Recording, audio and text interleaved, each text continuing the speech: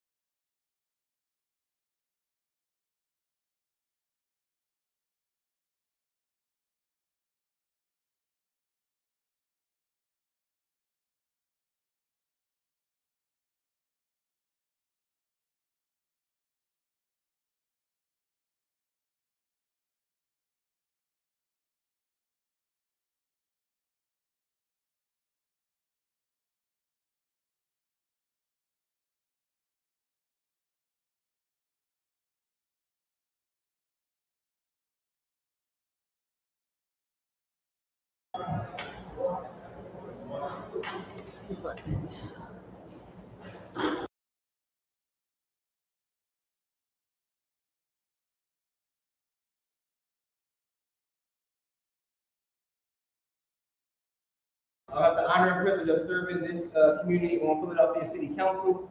Represent the 5th Council District on City Council. So we represent parts of North Philadelphia, Center City. We head over to Fishtown. And tonight we are hosting our public safety forum to talk to the community about a number of issues that are in the community, to talk about solutions to some problems or issues that the community would like to see and have addressed. And we have a number of partners here today with us that help us in this conversation, in this forum that we have throughout our council district. Just before we get started, just we want to be able to, I guess, have some of our partners here that want to come up, talk to you all for a few minutes just about what they do, what services they can provide, and essentially we're going to have a Q&A period. We're having this meeting specifically to talk about public safety in the 22nd Police District. And we're also going to be talking about some service providers that can help with some of the social issues here in the 22nd Police District. We have ODAC, who is one of the service providers here in the 22nd Police District. We also have the city's Department of Behavioral Health is here as well to kind of answer some of those questions that people may have. We have some other partners here, NIA is here talking about quality of life issues. We have the Philadelphia Human Relations Commission is out here as well, taking information that can help you all out. But the first thing, and lastly, we have the Department of Parks and Rec who is here, also the Capital Projects team, because we want to talk about some renovations, potential renovations to this space, to this facility. When we first came in office, we noticed, even before that, I'm not staff, this place hasn't looked, it looked like this for at least 30 years, And we want to be able to provide the community with new spaces, with the spaces that reflect the 21st century and spaces that allow communities to gather and to feel safe. And so we're talking about those potential renovations to this space as well. So we also have the captain of the 22nd Police District, Captain Brian Sproul. If you don't know, throughout the summer, from we started earlier this week up until next month, August 14th, the 22nd Police District participates in what's called Summer Night Lights. It is a pilot program that started last year that is only in the 22nd Police District, where the city's providing additional resources to this rec center, Winchester, and Pitt Rose Rec Center on the other side, on the east side of Broad Street. Every night there is activities going on at these rec centers until at least 8 o'clock. We want to be able to provide the communities with some services, and it's for all ages. It's not just for kids. It's for our seniors, our young adults, and everyone as well. So there's a website where you can check out the different programs that's happening at each rec center each night. There's going to be food each night. There's going to be some type of activities happening at the rec center because we want to make sure that our communities have those opportunities to have a good summer. And that's what it's about, is making sure that we have a good summer while have an opportunity to. So with that, the first presentation that we're going to bring up is the representation from ODAC, who is walking in the room. And if you don't mind, just coming up here, just give us a brief on what ODAC is. 1983, started by Mr. Wells and Mama Wells, and since then it's grown from just housing people in their own homes to having a number of shelters in the city. We also have a recovery program for both men and women. We have a number of outreach services, so 24/7 teams that are working around the city trying to get people into shelters, and also treatment programs, also connect people to resources. And yeah, we do a lot of community events, so keep your eyes open around holidays, around Thanksgiving, maybe turkey giveaways, toy giveaways around December. And we also have an ad office right around the corner, 16th and South Diana. And if you have anyone who needs case management, they have two lovely case managers there that can help you get vital records. EDT or help with your resume job, really anything you could need some help with. There's 4 shelter beds right next door to that office. So yeah, just broadly we do a lot of work in homelessness and recovery services. And, appreciate y'all having us here today. Well, thank you for that. And just ODAC does provide a number of services for our community. Next month, ODAC will be looking for 400 same day working pay, folks to get paid, on this large, day of service that they're planning. Before today is out, I'm going to make sure to have the exact date, and location, for that day, but they're looking for folks, who want to work to get paid on that same day, with the same day working pay program, and provide a service to, your community, to the city. They're looking for at least 400 people.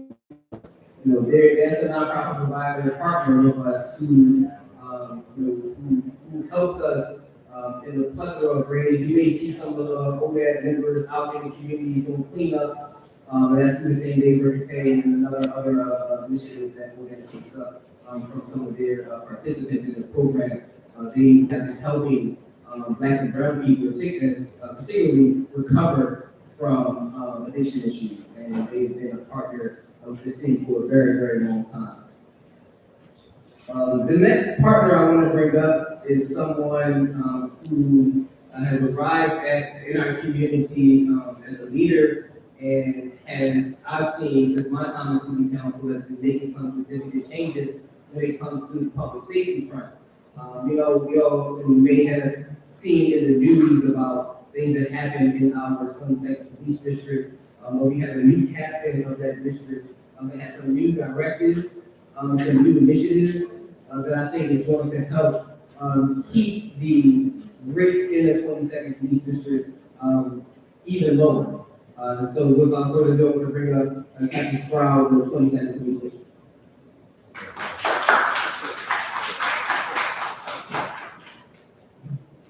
Good evening, everyone. My name is Captain Brian Sproul, the new captain of the 22nd Police District. I was assigned here as of November 2025, and I replaced Captain Mike Goodson, who's now Instructor Goodson, over at Community Relations, and going uses of faith.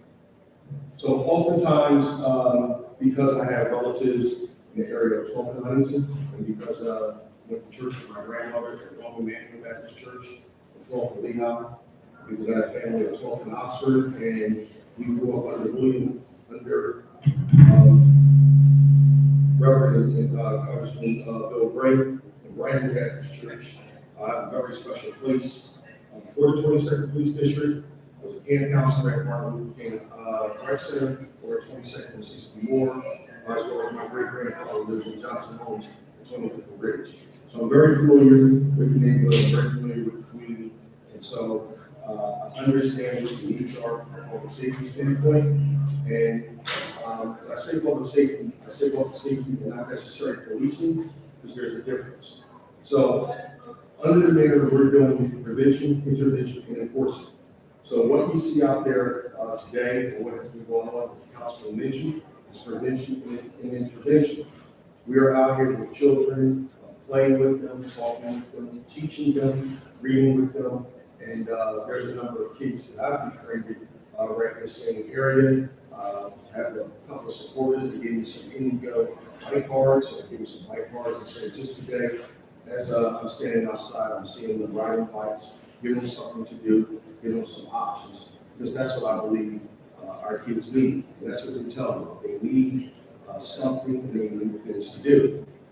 To give a little background also about me, I grew up in the times when we had a hero photo show, police and fire, and so a lot of what I learned from seeing police officers back then and firefighters back then, because we're at Park Avenue and 27th Park Avenue, Park in Somerset, that firehouse was right there, right off of Glenwood.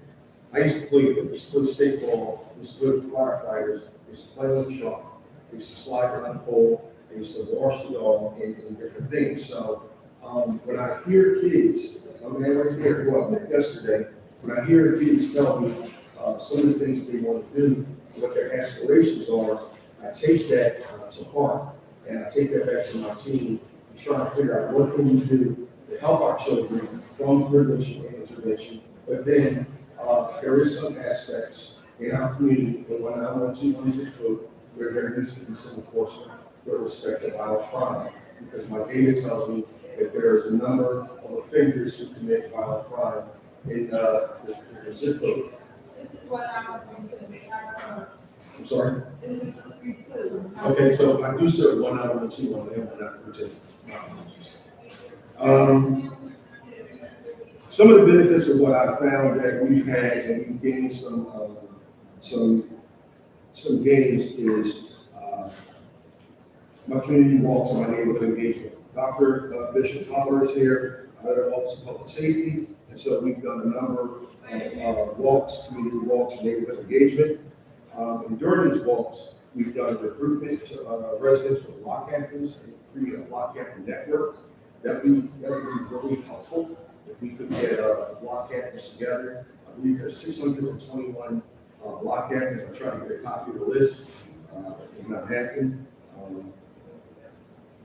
Connecting individuals with job opportunities. I meet a lot of people on a daily basis. Whether it's trying to get kids to be lifeguards, or whether it's some of the people that I know and that I meet that are offering jobs and talking to youth about getting themselves employed or the various different resources that we have. Eric Westbrook from the Office of Public Safety, he's always talked about job opportunities, youth programs, reentry support, and community resources. We had a very critical incident on 2200 block Chadwick Street where someone was violated sexually. We had that property cleaned and sealed. We talked to the residents of that block and we asked them what services could we provide. We happened to come upon a young lady with her 2 kids. They were unhoused, and it was an Office of Public Safety that actually got her into a residence the very next day for her and her children. So this is some of the work that we're doing from a public safety standpoint to help the community in which I'm assigned. There are folks that I work with that provide conflict mediation, trauma support. So oftentimes when there are neighbors having disputes, parking, or various different disturbances, things of that nature, what I like to do is call the Office of Human Relations and bring them in, because guess what? As police officers, we don't know it all. And not all of us are subject matter experts in our field. So we call in those experts within the city of Philadelphia. So simply what I do is I look at the city organizational chart, and I make a relationship with those that's in that org chart and in those offices. And then when I have my town hall meetings, I invite them to our town hall meetings, like our councilman has out there. That is the way to go, because when we bring city hall or city services to the community, it's a more direct, convenient approach. My last town hall was at 24th and Lehigh Avenue. My town halls are normally the last Tuesday of the month. We met at the church there at 24th and Lehigh. And what I did was something that's never done, in at least my history, from my knowing of policing in 35 years, which was partner with the 39th Police District Captain Dana Bradley.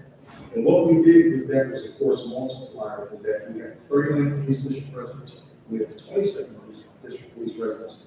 And what we saw was the commonality of what happens on both sides of Lehigh Avenue. Clergy, I'm probably on the phone with Dr. Palmer Daly, getting schooled up, getting an understanding of some of the various aspects of what I don't know. I also have the 22nd Police District clergy.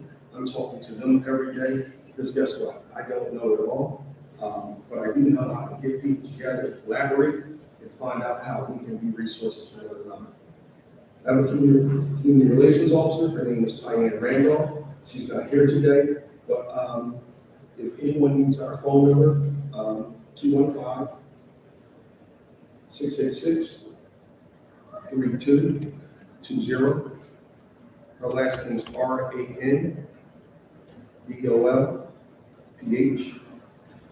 also Randolph. And I'm also fortunate enough to work with one of our civilian employees. His name is Isaiah Nelson. Phenomenal individual in that he really brings people together. If I say, Isaiah, we need 50 book bags for 21st of March Street, because 21st of March Street, want to do a book bag giveaway, he can make that happen. He has the resources to reach out to various different organizations to get those book bags, so 21st of March can be a book bag giveaway. And so why do I do that? I do that because 21st of March, they're old heads, they're OGs. They are the ones who also help and work with me with respect to haven't been lifers in prison and or haven't walked certain paths that some of our young folks may be headed into that direction. So they liaison for me. So if I can help them and we have this relationship, it's all beneficial. I'm trying to foster positive interactions with youth. I mentioned that. We're trying to identify quality of life concerns for vacant properties that's in zip code 19121 and 19132. And so why do I do that? Because I read a report in reference to a 69-year-old lady, and not that her age matters, but she's 69 years old, she's a senior, she's minding her business. She has a beautiful home, and next door to her, it's a vacant home. And what happens is someone goes into that home and they squat that home, and you know the building electricity, and then there's a fire, and that smoke and that fire impacts her and damages her home. So when we come across vacant properties, we work with licensed inspectors, our partners, to get the properties clean and sit. Some of the fast ways in which we do that is if there's illegal water or illegal electricity or illegal gas, we can get that property on the fast track.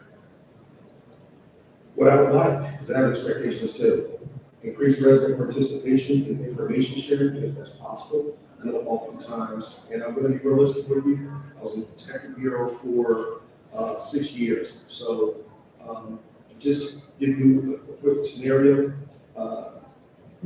Discovery. I understand why a lot of people don't want to come forward and give information because oftentimes their name will get on a piece of paper and there's a retaliation or there's some type of backlash for them. But we also have a crime tip hotline, and let me tell you, the gentleman, it's a gentleman I want to identify, it's a gentleman in this room I'm just talking to, he can attest that I just gave him my cell phone. So what do I do with that? As you walk in the community and you see various different things, like the exotic stores or the delis that are selling paraphernalia and or blunt wrappers or cigars or anything that has an impact that hurt our kids, send me a picture of that. And then I take that picture and I send it to my officer, Isaiah Fagan. He's my quality assurance officer. And what he does is work with L&I. He works with Inspector Goodson, and we do records checks, and we see what is it you're actually able to sell based on your business license, and if you're not compliant. You go through the process of where you get your hearing, you get your say. Oftentimes folks go under abatement. When they go under abatement, we talk to them about, we don't want to discourage business and taxpayers in the city of Philadelphia. We need more of that. But if you're designated to sell sodas, chips, and candy, then that's what you're designated to sell, soda, chips, and candy. You're not allowed to sell shots and handles. You're not allowed to sell. Not allowed to sell tobacco products. You're not allowed to vape and things of that nature. What I'm really here for is to strengthen community ownership and public safety. Me and my team, and I know there's some challenges. I know the history of policing. Okay, I was just talking to the councilman the other day. And one of my interns. I have 2 interns that's working on this project with us. One goes to Winchester University, the other goes to Temple University, and they're all both members of the community. One in the 22nd and one in the 39th. Why? Because we share the same problems. But what we were talking about the other day, strengthening community pride, ownership, hope, and just trying to get folks connected. And, I don't know how much longer I'll be here, probably another 5-10 years maybe, but I'm trying to give back to those that have an interest in the work that I do so they can come forward and help make contributions, but we know we can't do it without you. And so I sit down, I'm an attentive listener, I sit down and listen, and then we make decisions based on the law, Constitution of the United States, Pennsylvania Constitution, the City of Philadelphia Code of Ethics, and Philadelphia Police Department directives. I'd like to acknowledge 2 gentlemen in the back from the civilian police, how can I not remember this? Police oversight. Civilian police oversight. So I used to work with both of these gentlemen in my last assignment, and I was an assignment of what's called PDI. PDI is the office that prosecutes cops for misconduct. I did that for 2 years for Commissioner Bethel, and now I'm doing this assignment based on Commissioner Bethel's request. These two gentlemen in here, I respect them a lot, I respect the organization a lot, I say that publicly. A lot of folks that wear my uniform, they don't say that, I learn a lot from them. I'm on their website probably more so than some of their employees over there are. You know why? Because they do audits, they do reports, and they teach us in some of the gaps that we may have. Because human beings, we all make mistakes, we don't know it all, and sometimes you just need somebody else to say, hey, check this out, maybe there's another way. And so that's why I really respect those two brothers over there in that organization. We've done some work together, we've done some work for some communities together to help things, to help make things better for police in this city. So with that, stop and do our Q&A session. Yeah, we can do it now, we can get to the end. So now we want to keep going. Let's do it now. Yeah, let's do it now. Okay, so we're having a Q&A session. If there's any questions that I can answer for you, I will. One of my teachers from Tubman University, Steve White, so he's a city solicitor, he told me always give them everything up front, and then that kind of reduces some of the questions like that. So that's my strategy to see it. I'm open to any questions that anyone has. In reference to Form 911, the expectation is someone should come. But I live in my house in Wood, and there was a gentleman walking from 29 to the home. He continued to walk. He had a gun. He was brandishing a gun. Right. Yeah, right. And I called the police. And no showed up. So I'm just wondering, and that's not the first time I had to call the police. Is there So, there's a couple parts to that question. In call 911, it goes through what's called a tier system. So based on the reason that you call, it's identified as a person who should be a primary call. Okay, so I don't know why you also didn't respond. What time of the morning was it? It was probably like 9 o'clock. 9 o'clock. Okay. So I don't know why they did not respond, but that would be something that you call my office about, and I can learn more about what occurred. But one of the issues that we're having right now with the open carry law, and open carry of rifles and shotguns and AR-15s and things of that nature, that is a law that's allowable. The only way we cannot carry a firearm in the city of Philadelphia, state of Pennsylvania, is unless it's concealed. Then you would need what's called permitted carry, require a license to carry permitted carries that's issued by the police department. So in essence, as long as your firearm is not concealed, you can walk around outside. I don't give any props here. Mr. Birdsong was doing that for quite some time. Even walking past my police station, instead of people in Montgomery, I think he was claiming that he was part of the Black Panthers, which, if you read the stories, they denounced him for his actions. But you can walk down the street with open carry with that type of weapon. That's not to say that we're not going to respond, because we're going to respond to investigate that individual. And I do know the district attorney's office has been making some arrests in that area. At least I saw something in Kensington, but I have not saw anyone open carrying in our area, since Mr. Birdsong relocated to us. So what is your number for your office? So our phone number is 215-686-3220, and you can call and ask for Captain's office, and they'll patch you through. So, Captain, I have a follow-up question to that. Let's say something on the same lines, because I saw someone open carrying a handgun on C2B board literally yesterday. Like, is it just for rifles? Is it just for long guns, or handguns are allowed to be open carried as well, as long as they're not concealed? So you'll be investigated for, especially more importantly, handgun.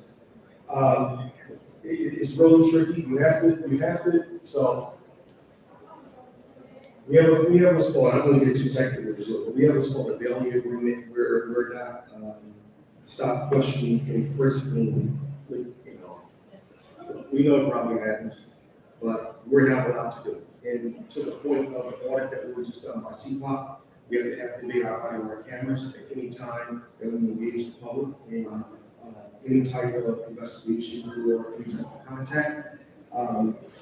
If I was on patrol and someone had a handgun, I would ask them if they have a permit to carry, and if they're on what we call in our terms 6105, that means that they violated the Pennsylvania Crime Code for violating the Uniform Firearms Act, they will be arrested. So in that sense, if we call the police should respond. They should have conducted at minimum at least a mere inquiry, and then that could turn into what we call a turn stop, investigation of persons, and then whatever the outcome based on that individual's intent and where they are within the law.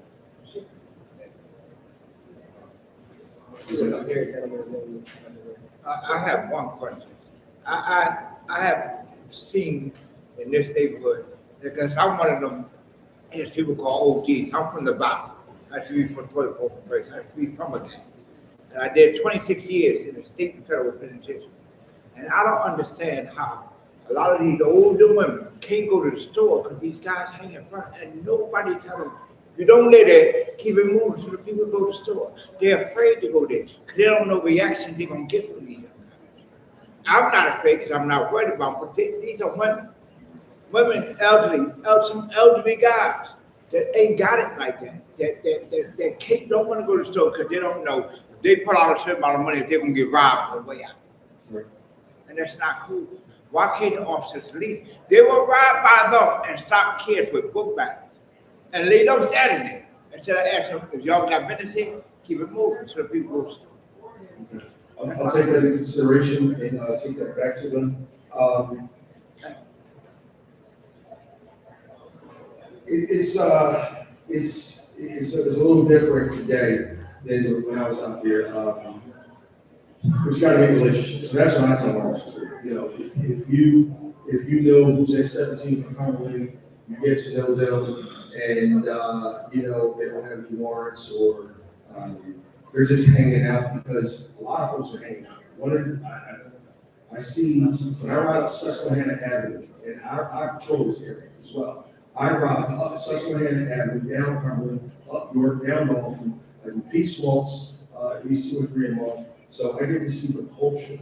Some of what we see is not illegal. Some of it is culture where people just rag towel on head, it's hot, just hanging out, might be sipping a little something, maybe doing something. I really don't want to enforce the law on them also because they're closer nearby or they're residents or neighbors of their community. But when it comes to the point where people are impeding that they cannot go to the store or that they cannot walk free to and from where they need to go, then that's a problem. And that's what we can address. Yeah, because I'm from 1 p.m. and I feel as though it's this way. The only thing I think this city really needs, as far as these younger folks, like 15, 16, out there, if they start, see, it's too, y'all really can't make them go in. But it should bring the curfew back and find the parents. When the parents start paying that money, they build up the streets, I guarantee you. That's all you got to do. Well, we do enforce the curfew. In fact, I do have some data with me that I can share with you with respect to curfew and actually the work that we're doing. To give you some context, violating the Uniform Firearms Act has increased from 17 this time in 2025 to 35 in what we call the pinpoint grade 1A, and that's from 10th to 20th Street, Lehigh to Susquehanna Avenue. In 2026, we're 29% increase in arrested offenders for violating the Uniform Firearms Act. With respect to your question, sir, in terms of Part 1 arrests, in 2025 we had 52 arrests, and this year we're at 98 for violating the Uniform Firearms Act. Again, 17 in 2025, 35 in 2026, and curfews. Last year, this time, 2025, there were 5 curfews. This year, this time, there were 72. And most times, my beat officer out there are just taking those kids home, because the beat officers walk with them, talk with them, play with them, really get to know them in a relationship where, it's kind of challenging to be that official with kids who, where are they going? What are they doing? And I think it makes to a good point of some of what the council is working on with renovating this rec center to give them more activities. That would be helpful to give them that safe place, because the other side to a lot of this is when they come to go and see some more and they do the various different things that we do there that has been known for in the 22nd Police District.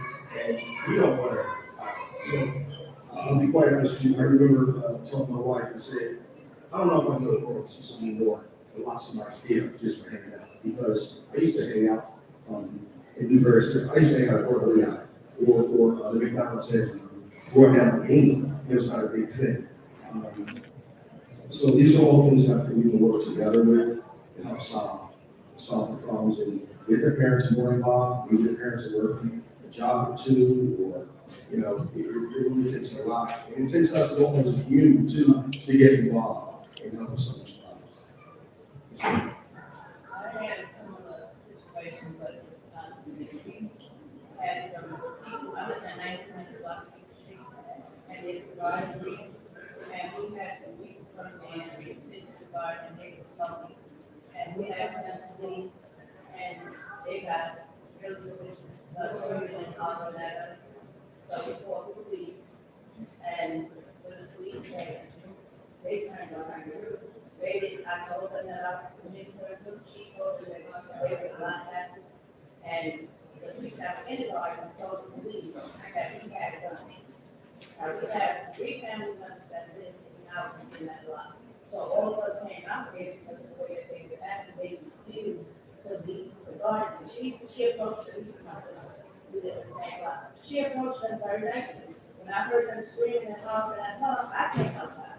Then my nephew heard them screaming and hollering at me, he came outside. So they called the police after we called the police and said that we had done it.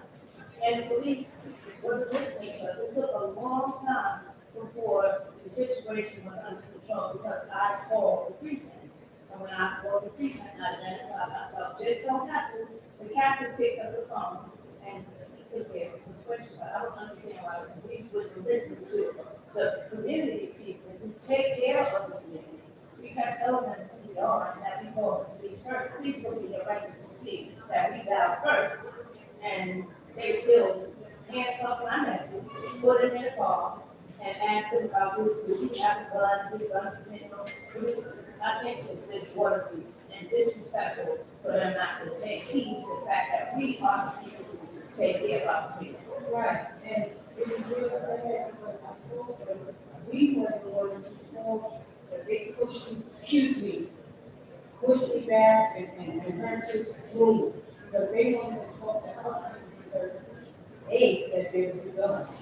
But I'm saying, excuse me, I'm one guy, and I'm trying to get this situation to get around. So in situations like that, I would dial 911 back and ask for a supervisor, and do what's called ask for a supervisor only, meaning that only a supervisor should show up. And at that point in time, you would then give the information to that supervisor. It's incumbent upon them to take control of that situation, as well as if you have any issues that you want to bring to me, or then also some police advisory commissioners here, you can file a complaint with our General Affairs Bureau, or file a complaint with CPOC, and we'll get you on that. Because no one should be.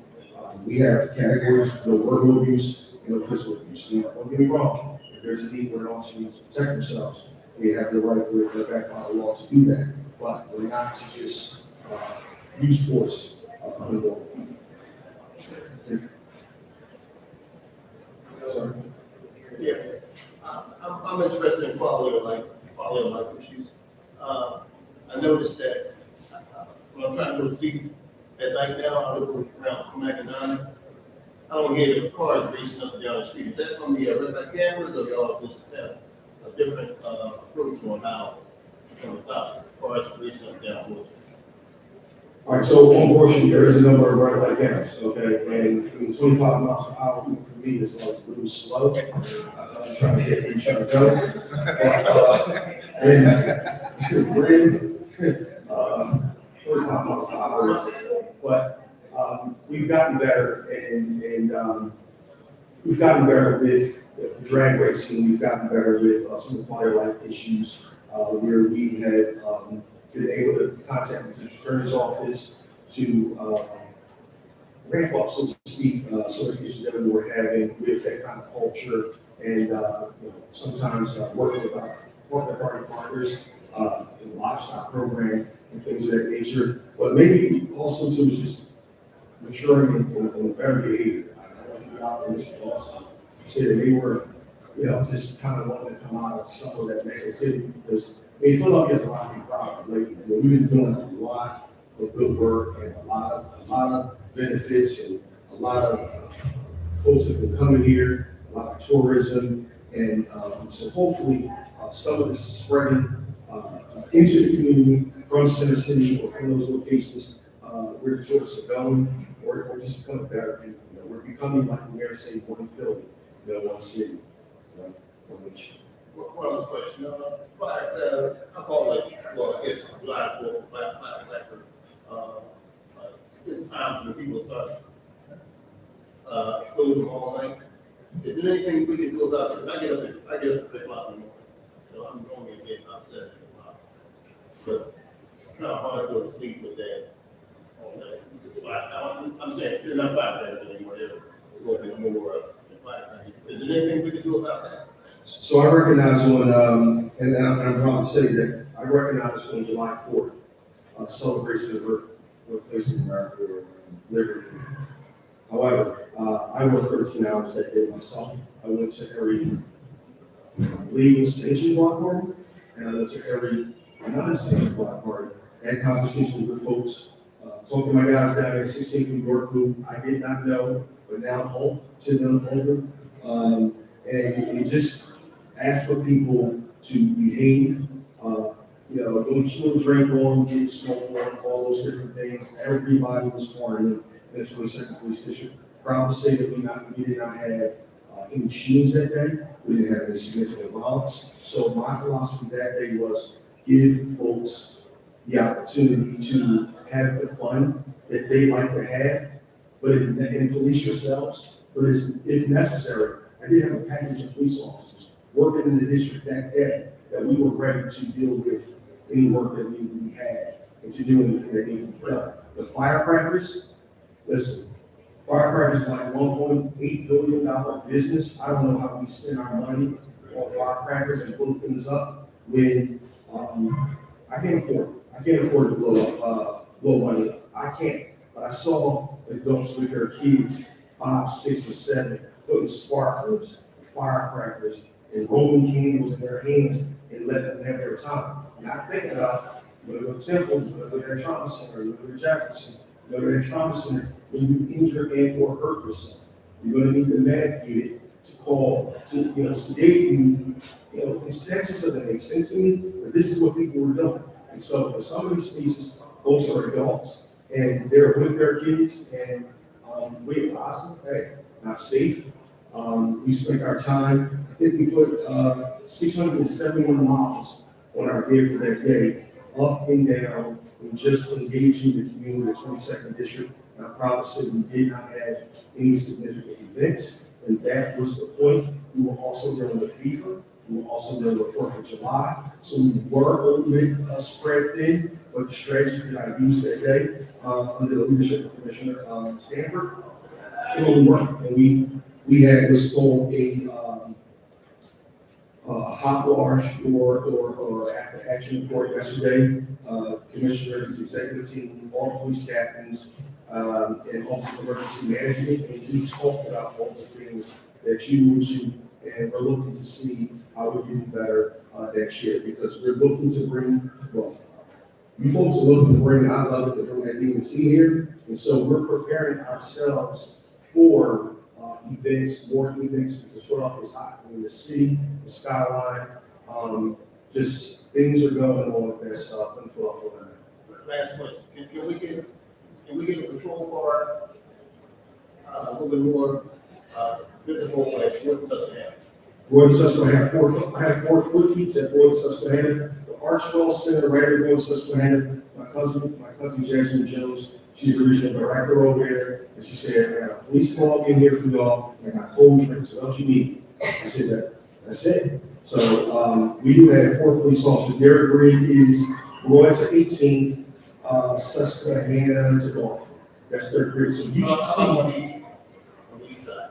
I have 4 police officers at 11 Susquehanna, which they're doing, I believe it's 11th to 10th to 11th for 12th, and Susquehanna to Diamond. And we're also partnering with Temple University. So we have a new chief over there, Chief Denise Well. I just met with her the other day. And so we are also talking about strengthening our partnership in the Templetown area and the areas that they can afford, where their officers do come up a little bit past Diamond and 10th Street, Burks, in that area. We're looking to partner as well as the other 4 captains. We're owning our boundaries, meaning that Lehigh Avenue, 10th Street, Lehigh Avenue borders with the 39th district, the 25th district, 10th Street borders with the 26th district, and then also border with the 9th police district. So us 4 captains are constantly communicating about the data that we read and see, the offenders, cross-referencing, and ensuring that we're doing smart policing to get more bang for the buck in what we're doing and not work to the point where we're being unsuccessful. Because there is issues in police officers. I mean, there's no secret about that. But I think we're doing a good job. We can always do better, always do better. But I think we're doing a good job with the work that we're doing. And it's opportunities like this where you give me your feedback, you tell me what it is that are your concerns, and that's what I take to my team. And I tell them, listen, they beat me up yesterday, man. I'm not going to do this by myself. Y'all are part of this. Y'all won't get to this. Y'all are part of the team. And if I get hit, y'all get hit. That's the way I roll. I'm going to ask that everyone can just get all their questions out while they're asking them. Again, everyone come here, the gentleman here, and back to you. I understand that you said that the decision is for the relationship with the community. But what do you do with that if some of your officers' attention? We had, some of the people on my block, we had that 7th generation with 22nd district officers where they pull up, they aggressive, and they're disrespectful, and they want us to allow it, and then we're going to command them, is nothing but more disrespect. Their intentions aren't, some of their intentions aren't the same. Understand. And so leadership starts at the top, and the only way I do that is by you telling me that now. If you have anything specific, you need your information. If there's anything specific that you have that you need me to know, as well as what I do is review. I buy more cameras, I use the forces, use some context also. Yesterday, we had internal affairs out to do training with about half our police district was trained yesterday on the use of force complaints. I can understand what you're saying, and related to it, because our use of forces are up. And I'm looking to see why is that, and you'll see the difference. And so your part about them not having the same philosophy, Philadelphia Police has one mission. One mission, you know our vision, and you know our values. If you're not down those core values and those ethics, then we have something for that. I promise you that.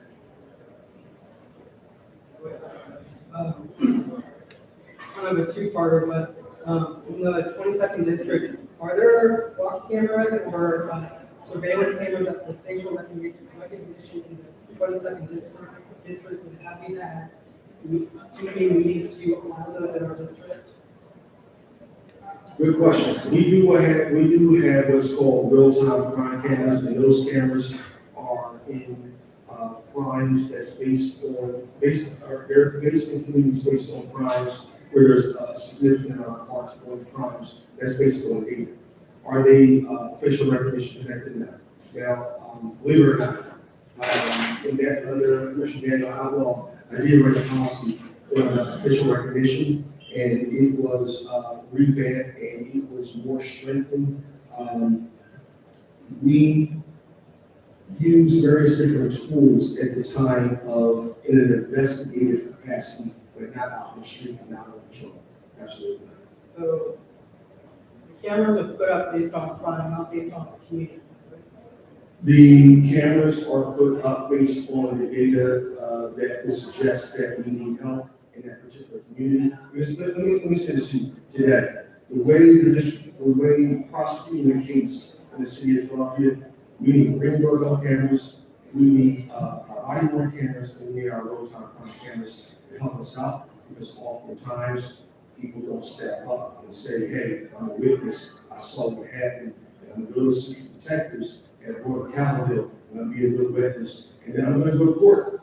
And I get all that. Some of that civil obligation is there because when you go through the system, there's a preliminary hearing, and there's a continuance. And there's a continuance, there's a continuance. So you have to catch the subway, the bus, you have to pay $25 for CC. Total $75 for, in essence, to be a good citizen.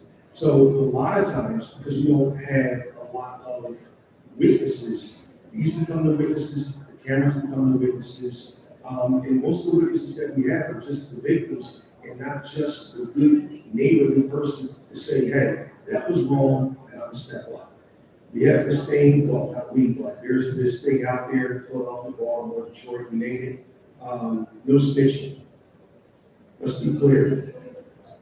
Me and him are the bed together.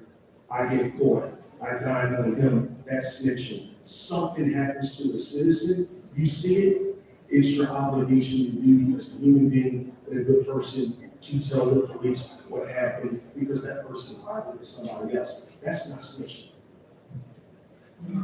Second part, you just mentioned the body cams, and y'all were just in the news about not turning it on.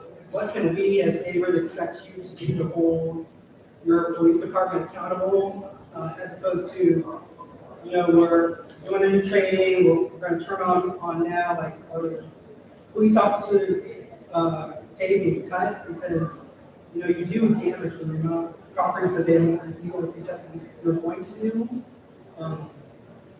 But there's damage. You just hurt your nephew, right? That's trauma to that kid.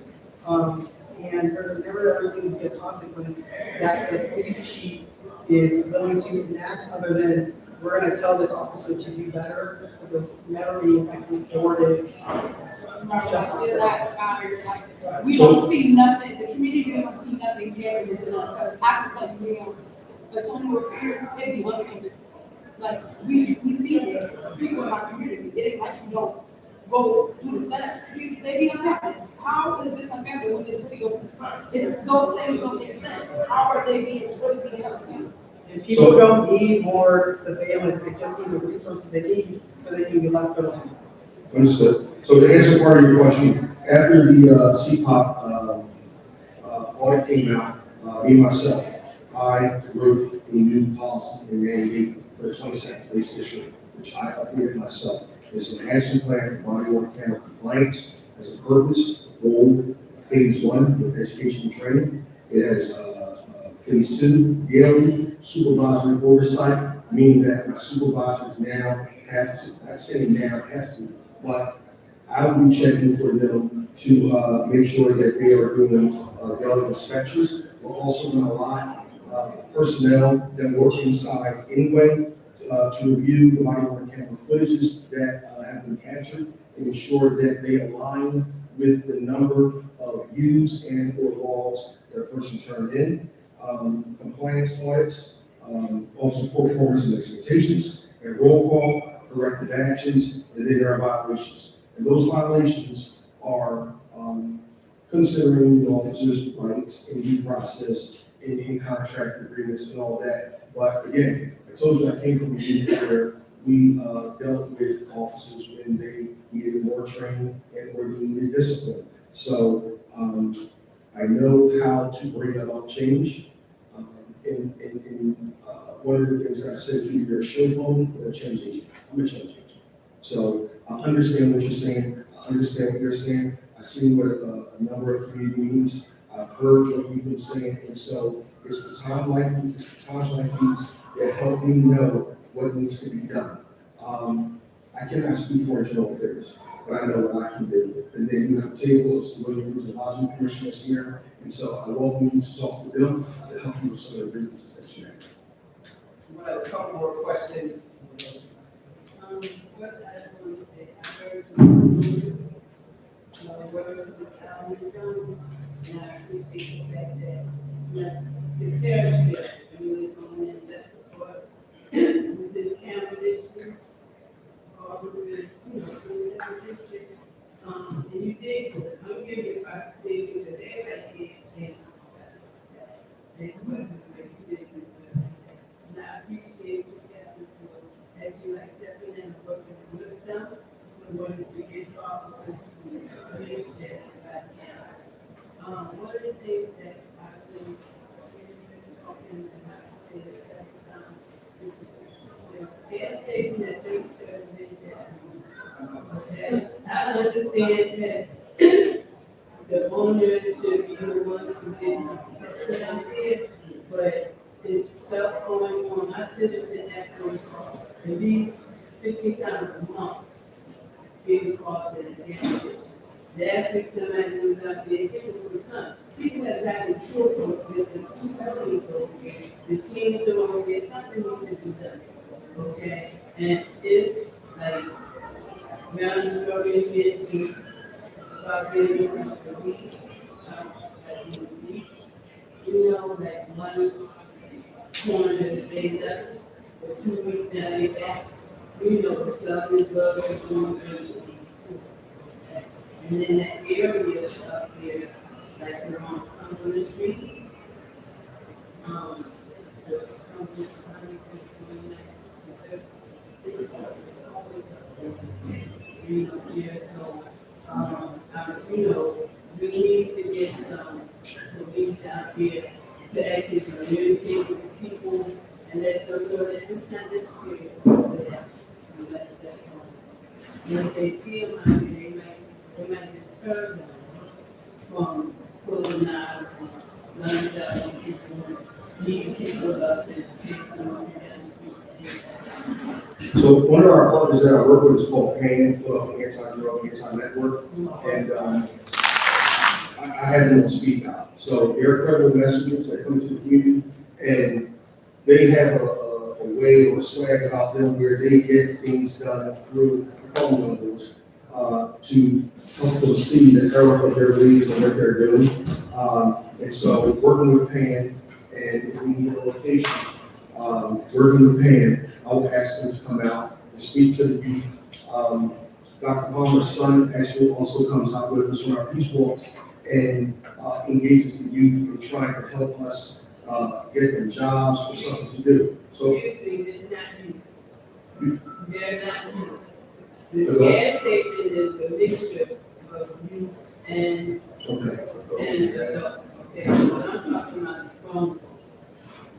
Okay. we take care of grown folks a little bit more easy than we take care of than young folks. I try to give young folks a chance. I understand what I'm saying, what I'm speaking about is grown folks. It's not the young people you see every now and then, like I see on Citizen, there's like 15. You know what I'm saying? But every day, just about, there's something happening at one of those stops. And like I said, they're the ones out there, those are the ones that's out there, some of us. You'll see more of a presence. So, right, so I think the police out there, I mean, you know, and everyone, you know, we need to see some of us out there that don't know that we ain't there with them and that we don't deserve to have to worry about going to the corner store. I don't go to the corner. Okay, I get it, I drive good. Okay, so, because it's just not safe. You know, so if you can get some, I know it's tight, you know, with SARS officers, that's the other word, you know, they, Absolutely. just to give you respect to the adults enough, but they know that they do. So one more question.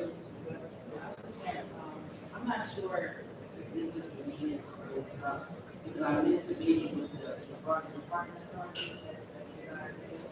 But I wanted to know about the street cleaning and the tickets that are being put on the car. Like, I understand that we have to clean the streets, but racking up $500 in parking tickets for street cleaning, that's taxing working people who work from home, who make the right. For myself, I forget sometimes to use my car, and there's really not a whole lot of places around here for me to move my car.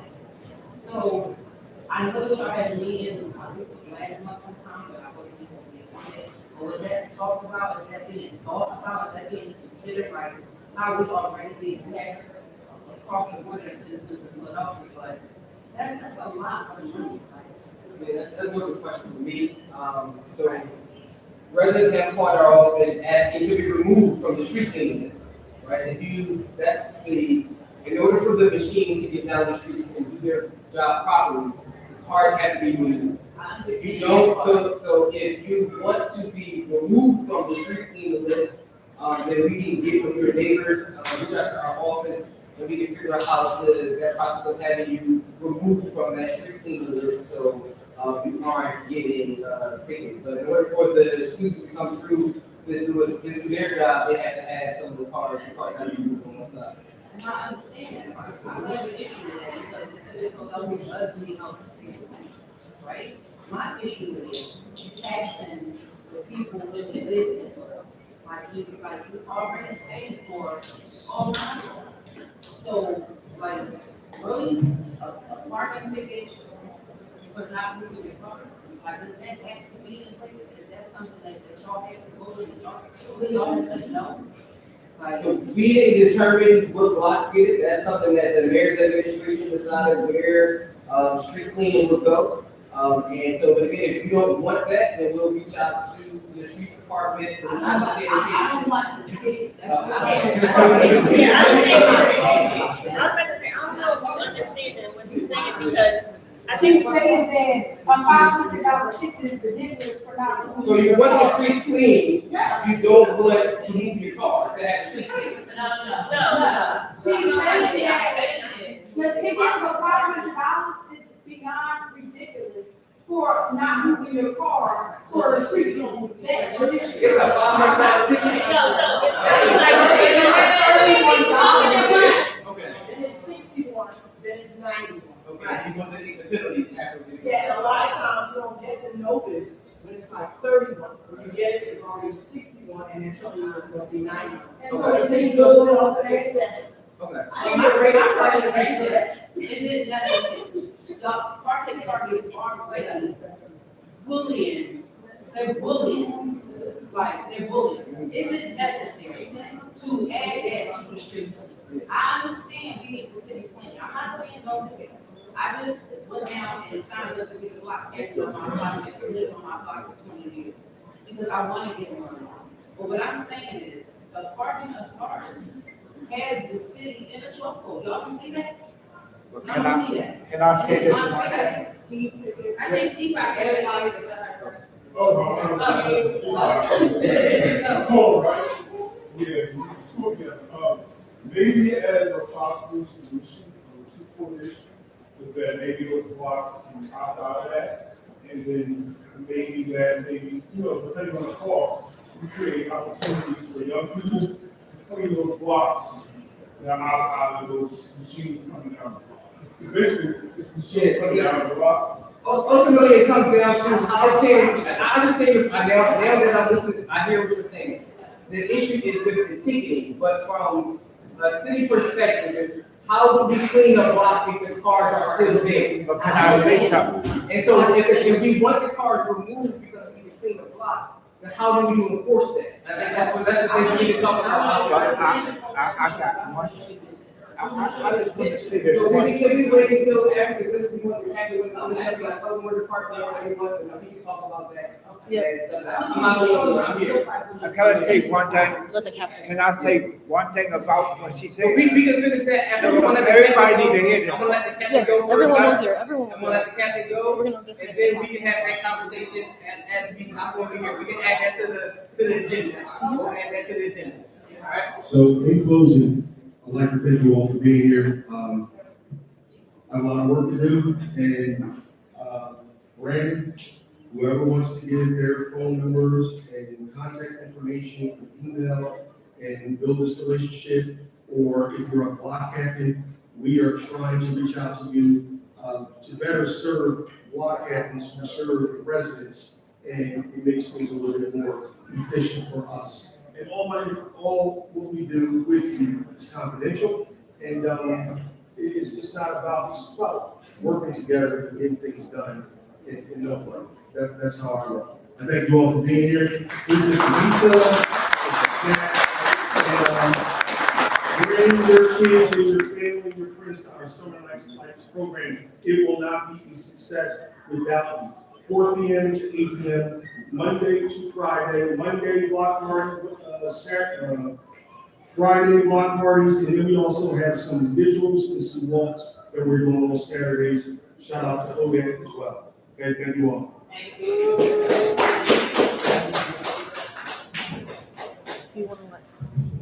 So just as a reminder of some of the organizations who are here, I know I wanted to bring them up really quick. Just to talk about what they do. For about 5 minutes, we're going to move on to the capital projects and talk about some of the proposals for this exact space.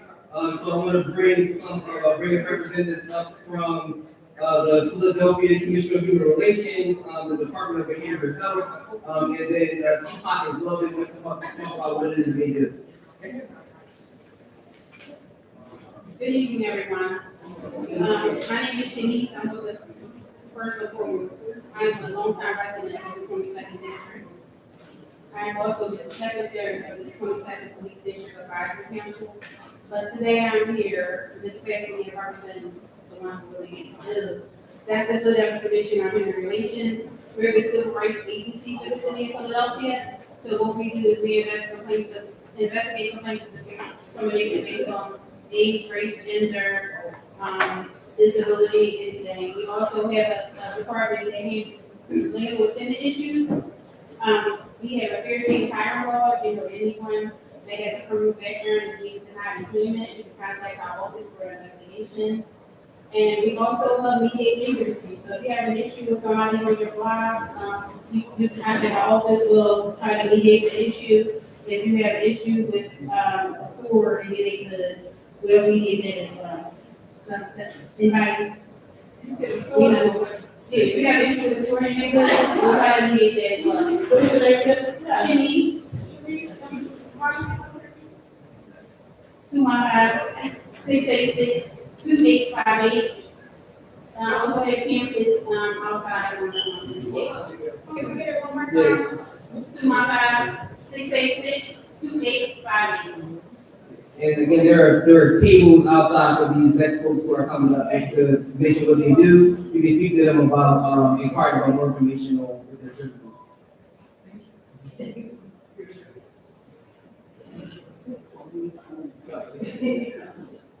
Good evening, everybody. My name is Michelle Moses, and I work for the Department of Behavioral Health and Intellectual Disability Services. I'm a team lead and family navigator. I'm also a girl from North Philly, born and raised in University of Indiana. I love my North Philly. So what we do is we not only connect people to behavioral health resources, we have other resources from employment, summer housing, stuff for seniors. We serve the young to the young at heart. Had a table out there, I had cards.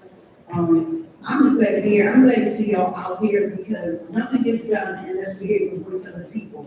I need y'all so I can go back and let them know at DHIS what the community is saying. So I have a big mouth and I go back there and let them know. And I don't know what they're not doing right, what they need to do, but I need y'all to do it. And we go everywhere, schools, recreation centers, we're mobile.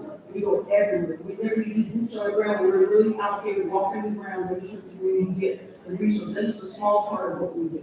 So some of y'all met at my table, but anyone else come on out, get those resources. That's what we're all here for. This is a perfect opportunity. Get questions asked, and get those resources that some of y'all here talk about and want.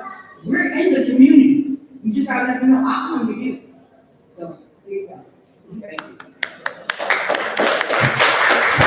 Thank you. Really brief, I know the captain mentioned the audit done by CPOC, a lot of the representatives of CPOC come over. This is tell us what CPOC is. It seems like a lot of community members want to know what you do, so we can contact you when we have issues. So please introduce yourself and tell us how you can help our people. Thank you, Councilman Young. Good evening, and thank everyone for coming out this evening. My name is Dr. David Green, and I'm representing the Citizens Police Oversight Commission.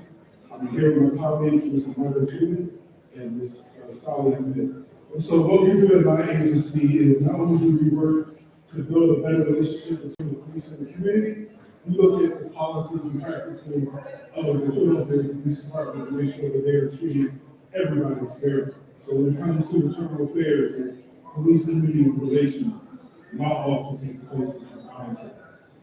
Even outside of that, we do a lot of community outreach work and education. And so why is that so important?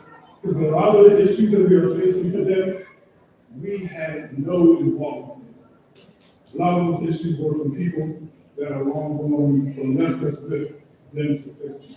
So it's important that we talk to each and every one of you here today to talk about the type of policing, the type of criminal justice that you want in your communities. And I'll just leave you with one thing. You can come out, you can talk to anyone from our office, and business card. You can check out our website, the city website, also on Instagram and Facebook, and we're out throughout the city. I'll just leave you with this. Frederick Douglass has one of the most important quotes that you can ever have, which is that power perceives nothing but a man, quote, never did and never will. And so if you want to see the type of services and policing in our neighborhoods, we have to do what we are doing today, which is be engaged and educate ourselves. So with that being said, I want to thank Councilman Young for his efforts. I also like to thank Captain Sproul for his leadership. Thank you very much.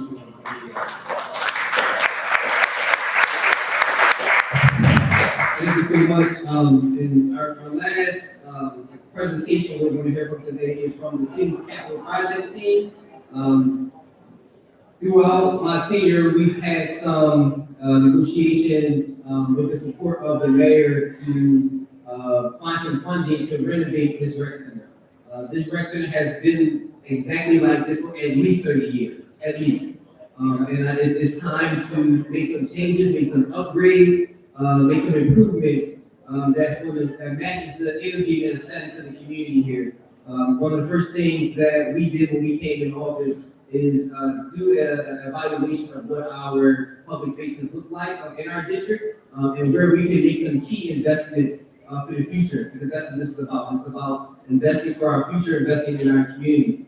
And with that, we are going to make a significant investment in this rec center. I would like to bring up the team from Capital Projects that can talk to you more about what those potential investments and renovations will look like. This is the very first conversation regarding this. So whatever you see here today is not the final design or anything. This is the very first conversation we're having. We just want to present it to the community so that you all know that it is something that will be coming, and we want to make sure that you are included in that conversation throughout the duration of that.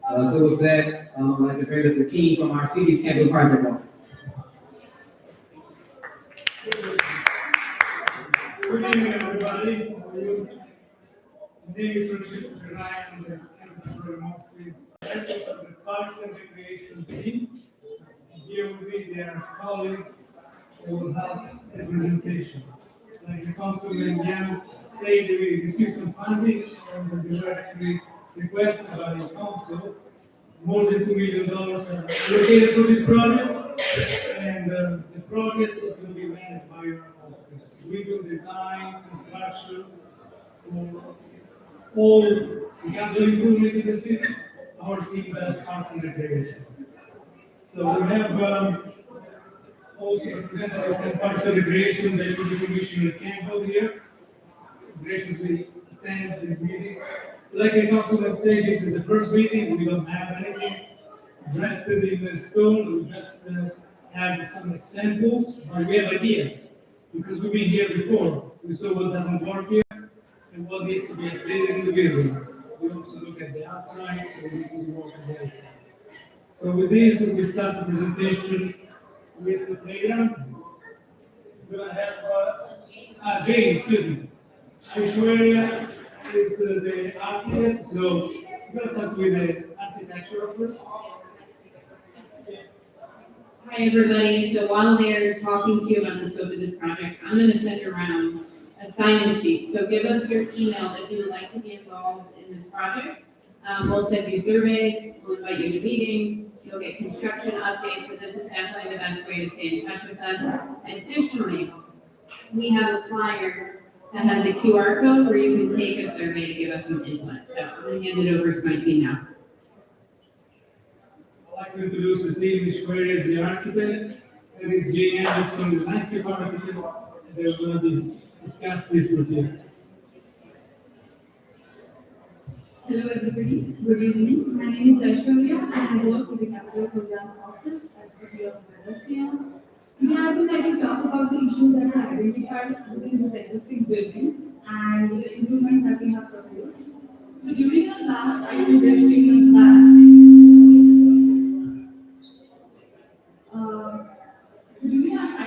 months back, we noticed that the building was showing several signs of aging and needed some upgrades to better serve the community. As shown on the presentation boards here, we have highlighted some key areas that needed improvements. So beginning with the building envelope, the existing roof has shown several damaged areas and that could lead to water leakage throughout the building. So we are proposing a complete renovation and a roof replacement for the building. Apart from that, the windows and the window screens are also showing signs of deterioration and are quite old. So we are also planning to replace both and we are going to match them with the correct design standards. In addition to that, the exterior door of the mechanical room is rusty and it's old, so we are going to replace that as well. And looking at the interior spaces, we found that the existing restrooms, both the staff restroom and the girls and the boys restroom, it's quite old with old finishes and it's not AV accessible. So we are proposing it to get renovated with the new finishes and it's going to be AV accessible. And possibly we are also going to introduce exterior doors to both the girls and the boys restrooms for greater accessibility from playground to the restrooms. Apart from that, the kitchen area is also in a poor condition. The counter space is broken and kind of creating a safety hazard. So we are kind of thinking to add a new kitchen area in the multipurpose room outside. And then probably this whole room is going to be getting converted to a computer room. Because we noticed that the computer is getting, so computer usage is becoming a part of the multipurpose room outside. And in order to have a dedicated space for computer usage, we are proposing to have a separate room altogether. And then we are probably going to combine the existing kitchen and the storage and giving it a dedicated space for computer usage. Apart from that, another concern that we noticed was the light entrance, which is kind of becoming a blind spot and creating safety hazard, also with the broken wall there.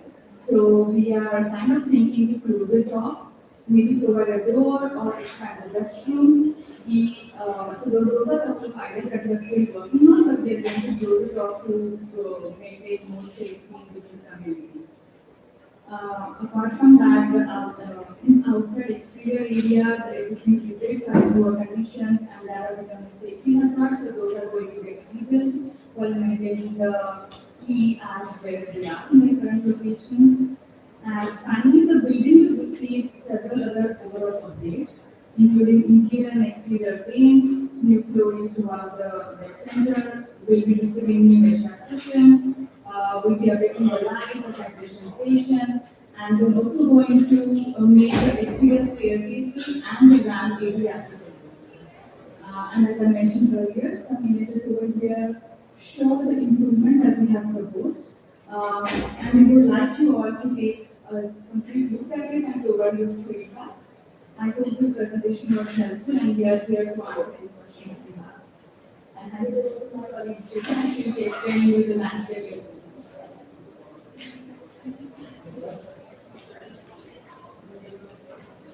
Hi, my name is Jane Anderson. I'm the project manager for the landscape portion of this project.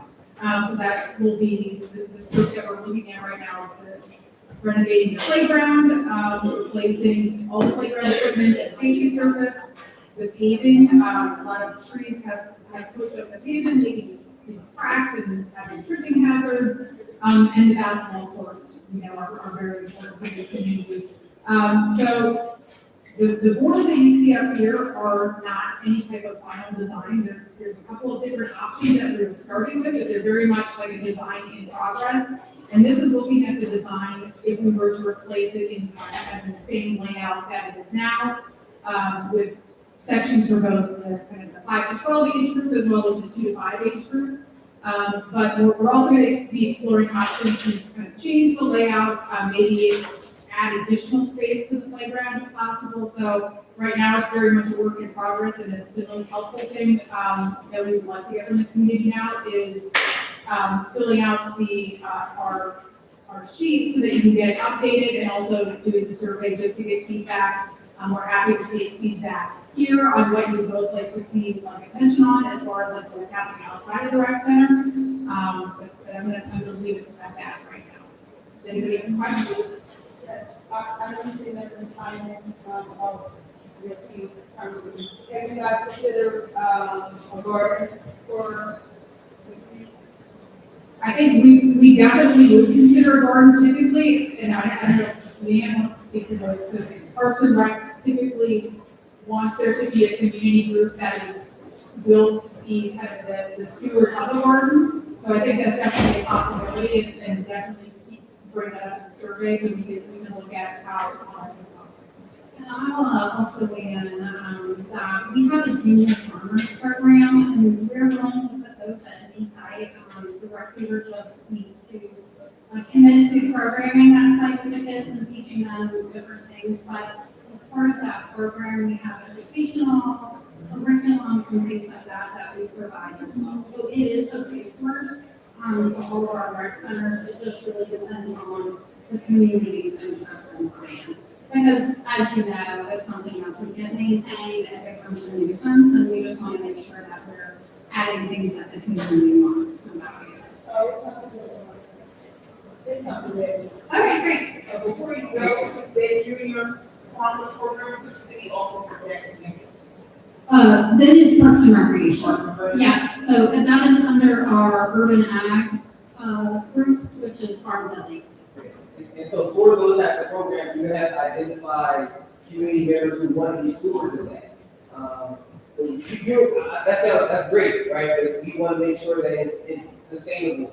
One thing this rec center does not have is a friends of group, right? And so if folks want to step up to form that friends of group, that could be the perfect entity to steward those types of programs that you want to see here. Yeah, and I would add to that, for this particular site, because you don't have a lot of unprogrammed space outside of the plaza areas, I think that more garden beds themselves is more appropriate. But on the urban ag, farmphilly.org website, there is an application, like if you want to propose a community garden, like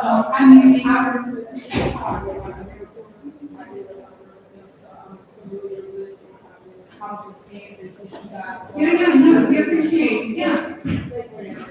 That is something that we are interested in. Yeah, like, I understand, and I think that the first and easiest is gonna be the junior farmers. I'll make sure that Ash, Richard, who manages the urban ag team, they are the ones who implement that and help move that into our rec system. So, if you know them, then you know that they're really responsive. And so I can either put you in touch with them, or I can communicate it directly. So whichever you want to work, just connect with me afterwards.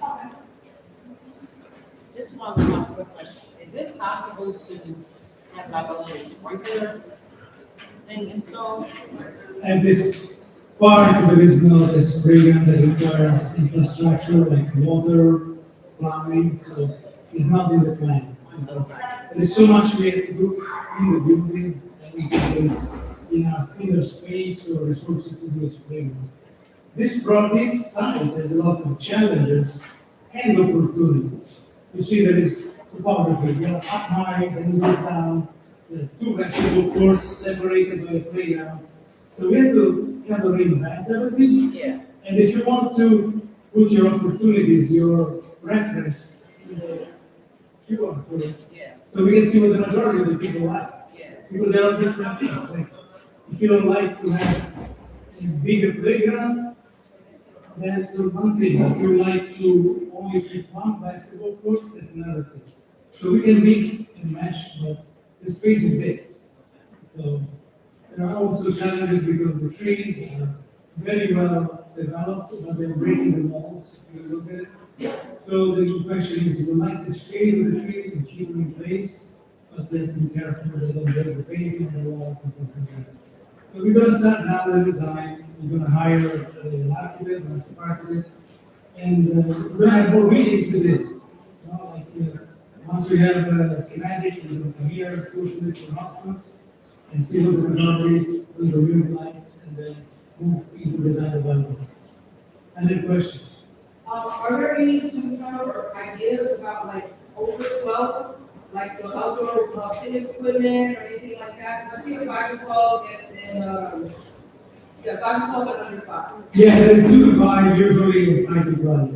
Right. But usually older, like teenagers, right? And even adults too, like the fitness equipment, something to keep the adults moving. Yeah, sometimes we do that in this space, and, I see basketball court here. They could Right, be a but space say the space to right be there is to the elevated, fitness. it's not like the fitness equipment. That's right. You don't need the bottom, or you don't need the safety bottom, because it's for older age group. We always put it there, the safety, we put the safety surface. I'll safety service even on there. Okay, that's fine, but what I'm saying is, we'll still have some separation from the younger kids. Yeah. And the older kids, or the adults, or whatever, they can go and do some, exercise. Yeah. And things like that. Yeah, We we have gotta have, a target, shade cover, or something. yeah, it depends. It depends on the resources and the maintenance also, because those debris, if they're defective, they can damage, with the fire, or with a slash or the fitness is good. But that's one thing that we've been getting throughout the city, when we talk to folks at our rec centers, they are asking for more of those types of fitness spaces at our centers. So I think that's something that we should look at moving forward, as just kind of like something that is automatic, like it's a swing, right? Just put it in there, it's part of the space. And there are other places, this one that's maybe, but there's another person where it has, in this area, it has a little tarp. I don't know, tarp, like, where the. Yeah, there was a recreation center. They was paid by the ARP with the grant, and they wanted to have that. Actually, so we couldn't say that. That was a good example. Another question? This might just be, I know you're addressing it very, but like a recommendation, because you're gonna have especially a lot of kids using it, but to make like a child-friendly survey, so they can choose what they like. So just like a recommendation that's easy for them to access, and like, I like this one most, so they can have input. In fact, the next meetings, we like to have kids around here to be able to choose, not only parents. They must actually the youngest ideas. And also, I forgot to say that we designed a playground, we always design inclusive playgrounds for everybody. We call it universal playgrounds, so it's accessibility in mind for everybody. I will say, the next time we're out, we will have something for the kids. We'll work with the rec league. We do that often. We did it at KM2. We had the kids come in and like put dots and stickers on their favorite pieces of play equipment. So kids are always like our number one customers when we're designing playgrounds. We love to see what they think. So we are committed to doing that. More questions? Thank Kevin. Technical office, Kevin Blueberry, thank you all for coming out here.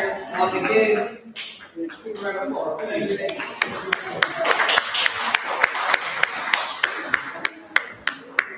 So again, this is the initial conversation. This is the very first conversation we're having about this project. And how much is the economic case for this again? We're gonna have about 3 for design, for that, let's about the week.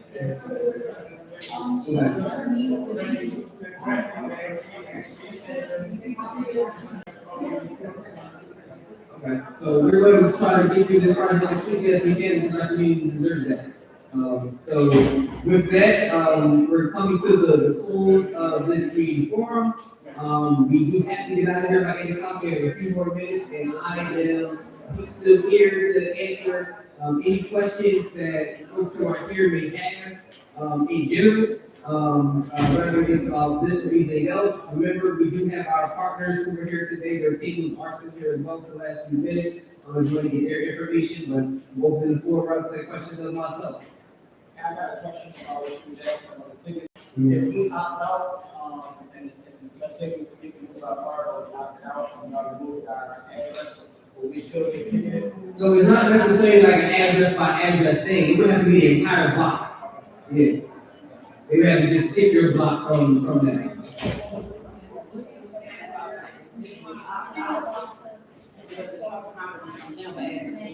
We got to get together. Make sure, and I look good. Yeah, so, Jump in, talk. So, and again, you can reach out to our office regarding that. Again, if that's something that your community does not want, we want to figure out what to do for that, we're going to work on that. Because, listen, I get it. I'm not the biggest fan of park car either. You can find it, my ticket is crazy. We don't mind if it's going to the ticket, so if we can take all the black guys to the ticket. that's another thing, listen, one way to think about it. Because in other neighborhoods, they send people out before the trucks come. They knock on the door, remind people, hey, come to the door. So if we can get that, if we can get those people to come to 15th Street, or come to this neighborhood. Because the other neighborhoods, they do. I mean, Logan, they do it. I've never seen that, but also now I'm going to look into the same what they have. They do. And there are a couple of points that was made earlier today when the police captain was up here. I just want to talk about nuisance businesses for a second. We do have a law on the books that can deem businesses chronically nuisance if they have 3 or more types of violations. And so I encourage everyone every single time that the business isn't operating properly to call LNI, to call our office, so we can file complaints to keep that record, so then we can use that chronically nuisance business law to help get them shut down. And then they have to do what's called an abatement plan on how they will prevent those nuisances from happening again, if they want to open back up. So we need you all to be vigilant, call us, let us know, so we can get them violated and we can go through that process in order to help, improve the quality of life of our communities. But another thing that folks are mentioning about when it comes to our youth and our teens, we have to be able to provide them with more space, more opportunities to be kids, to be young people. And at the same time, there has to be accountability associated with certain behaviors. And so my office is researching now that some other jurisdictions are doing around parent accountability, not being able to criminalize being parents, but we have to be able to provide parents with the resources to parent. So that's some of the things that we're looking at. And any more questions before we close? Well, I just want to thank you all for being here today. It was a hot day, but you showed us today so that you care about your community. And we're going to work together to make sure our community changes for the better. That's why I'm committed to as your council member. We've been doing that for the past 2.5 years. I encourage you to stop at my table. There's some information, some resources. We have our newsletter that's out today as well. And please reach out to our office with any and all concerns. You can give us a call, 215-686-3442, and reach us on social media, or come to our office and see all of our essentially. We're here to serve, and I want to thank you all for participating today. So thank you again.